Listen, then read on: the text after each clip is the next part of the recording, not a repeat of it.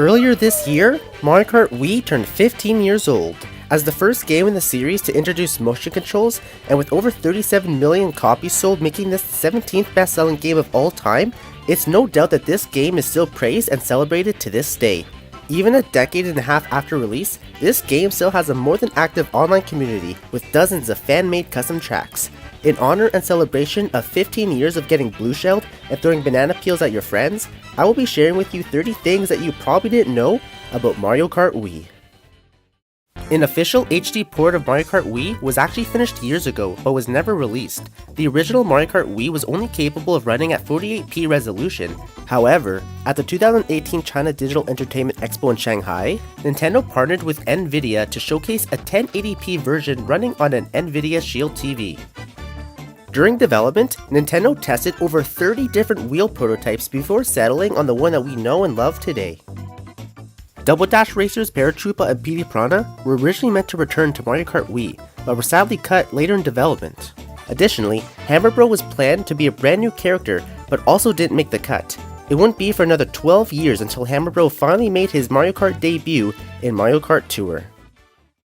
The new Moo Moo Meadows track introduced in Mario Kart Wii makes a comeback sooner than you might have thought. Before its remake in Mario Kart 8, Moo Moo Meadows was actually the setting for the Dream Equestrian event featured in Mario and Sonic at the 2012 Olympic Games. Series producer Hideki Kono not only wanted to include BMX bikes and snowboards, but wanted to name this game Mario Kart X, with the X meaning extreme sports. Sadly, Mario creator Shigeru Miyamoto rejected this idea, as he felt it would have been strange to see Mario riding a bicycle. This is when the team decided to not only include motorbikes, but to implement half-pipes to many of the game's tracks. Kono's love of snowboarding also led to the creation of the DK Summit track. The track Moonview Highway is full of Easter eggs. Firstly, you can find this poster of Peach near the end of the track just before you enter the tunnel. It appears to be a reference to the famous King Kong movie poster. Secondly, all of the license plates on the vehicles have references to the greater Mario universe, with some of the plates reading POW, 1UP, World 1-1, and SMB3.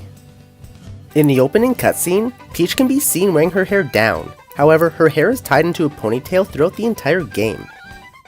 This is the only game in the series where the characters do not vocally react to getting inked by a blooper. There are 3 unobtainable item boxes underneath the DK Summit map. Through hacking, you can actually find and interact with them. These item boxes were likely forgotten by the developers. According to the game's director Yasuyuki Oyagi, motorbikes originally controlled exactly the same as karts, and he felt that they weren't worth including. But after his team came up with the idea of popping wheelies, they decided motorbikes were a worthy inclusion after all. Some strange looking beta racetracks can be found in the game's data, like this early version of Bowser's Castle labeled Course.0. This weird looking track is labeled Draw_Demo and is almost identical to the Wii's version of Mario Circuit, but with corrupted textures. These tracks were likely used for testing during development. Every vehicle has unique stats that are visible to the player. However, the characters from the character select screen also have unique stats, except these stats are hidden from the player. Lightweights generally have better acceleration and lower speed, however, they get knocked around more easily. Heavyweights generally have lower speed but better acceleration, while the medium class drivers are more well balanced. Additionally, when it comes to heavyweights, Funky Kong is the fastest, and the Flame Runner is the best mix of speed and drift. This is why about 80% of world record participants use the Funky Kong Flame Runner combo. Mario Kart player Omega set the first world record to last over 1,000 days. He completed a 59-second time on Yoshi Falls on March 20th, 2010, which held the world record for nearly 3 years until Mario Kart player Cole completed a 58.97 second time on March 14th, 2013. Cole beat Omega's record by only 0.03 of a second. Grumble Volcano is the only racetrack in the entire series to feature lava and not be named after Bowser. As a reference to Super Mario Galaxy, you can find star bits scattered across the background in several spots on the new Rainbow Road track. In 2017, a modder named Mr. Bean 35000 VR found an unused mission mode within Mario Kart Wii's data. This mode included challenges such as collecting item boxes within a time limit, performing a string of mini turbos, fighting bosses, and more. It would have been not so different from the mission mode featured in Mario Kart DS. This mission mode was likely cut from Mario Kart Wii in order to add online tournaments. This is because many of the online tournaments that were held every 2 weeks were very similar to mission mode type challenges. Many of the online tournaments included challenges such as defeating enemies within a time limit, racing through modified tracks backwards, boss battles, and more. There's even this challenge where you have to race a giant wiggler on Wario's gold mine. However, since these tournaments were exclusive to online, they can no longer be accessed today due to the closure of the Mario Kart Wii servers. Honestly, mission mode was so much fun in Mario Kart DS and really helped it stand apart. It's too bad Nintendo scrapped giving Mario Kart Wii its own dedicated mission mode slot, which we would still be able to access and play today from the main menu had it not been exclusive to online. The Chain Chomp item from Double Dash can be found in Mario Kart Wii's data files. This item was likely cut due to its similarities to the Bullet Bill. Ending the Leaf Cup is GameCube Nintendo Mario Circuit. However, this track was not originally meant to be featured in this game. Instead, GameCube Nintendo Mario Circuit was planned to be featured as a retro track in Mario Kart DS. It was most likely removed and postponed to Mario Kart Wii due to its strong similarity to the DS version of Mario Circuit. The Mach Bike is based on the bike from the NES game Mach Rider. Additionally, the Tiny Titan is based on the monster from Famicom Grand Prix 2. Finally, the Blue Falcon is a reference to Captain Falcon and the F-Zero franchise. As usual, the Mario Kart sound staff recorded the kart sounds at a real racetrack. However, to record the bike sounds, Nintendo relied on their own parking lot.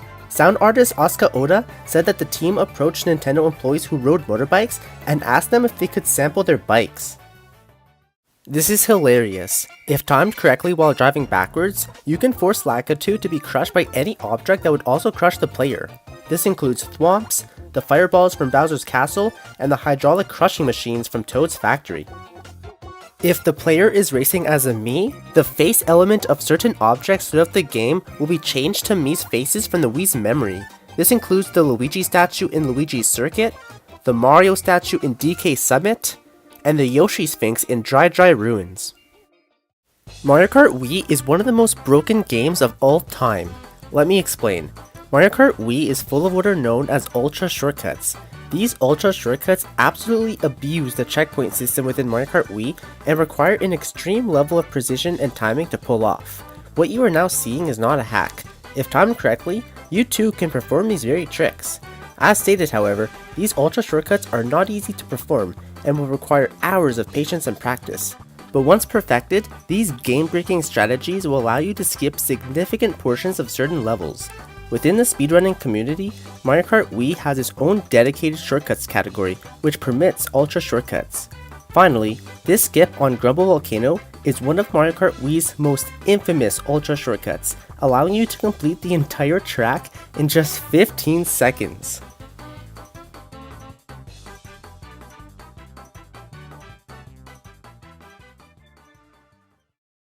Mario Kart Wii is the first ever appearance of Baby Daisy.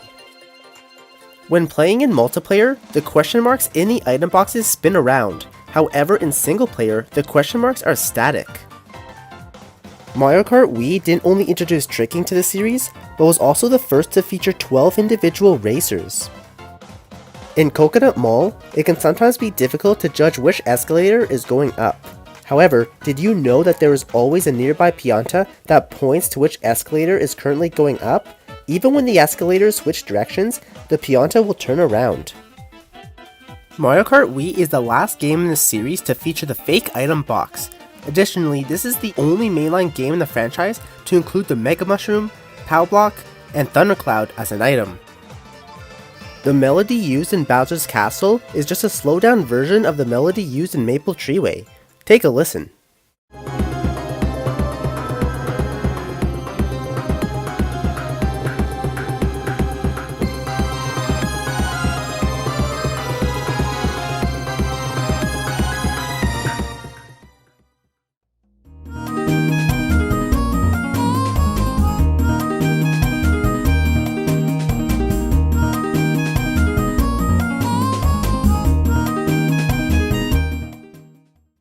Moving on to number 30, I saved the best for last. As mentioned at the start of the video, the Mario Kart Wii online community is still very much active to this day. You may be wondering how this is possible since Nintendo shut down the Mario Kart Wii online servers way back in 2014. Die-hard fans refused to let this game die and quickly set up their own custom server called Wiimpy. This actually resurrected online racing and even restored most tournaments. Today, tens of thousands of fans around the world use Wiimpy, including many popular YouTubers. Additionally, you can play more than 200 custom racetracks within the Wiimpy server. Fans have spent years creating brand new custom tracks for online play, and although many of the tracks are original, many are also inspired by other video game franchises. There are tracks based on Pokemon, the Luncheon Kingdom from Mario Odyssey, Honey Hive from Mario Galaxy, remakes of previous Mario Kart tracks, and so much more. Hell, there's even a Monkey Ball themed track. There is no end in sight to the Mario Kart Wii online community. There are many tutorials online and on YouTube for how to easily connect your Wii to the Wiimpy server if you're interested in joining the Mario Kart Wii online community. The fans keeping this game alive is an impressive act indeed, especially after considering that Nintendo shut down their own servers nearly 10 years ago. And there you have it. Those are 30 things that you didn't know about Mario Kart Wii. This video was super fun to make as Mario Kart Wii was one of my childhood standouts. I spent hundreds of hours in this game, whether it was racing my friends and family or trying to win the first place trophy in every cup.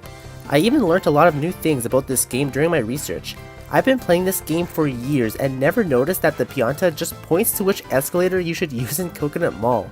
That still blows my mind. Hopefully you learned a thing or two as well. If you are still here, I want to thank you so much for watching till the end of the video. I hope you enjoyed. And with that, hopefully I'll see you all again next time, and have a great day.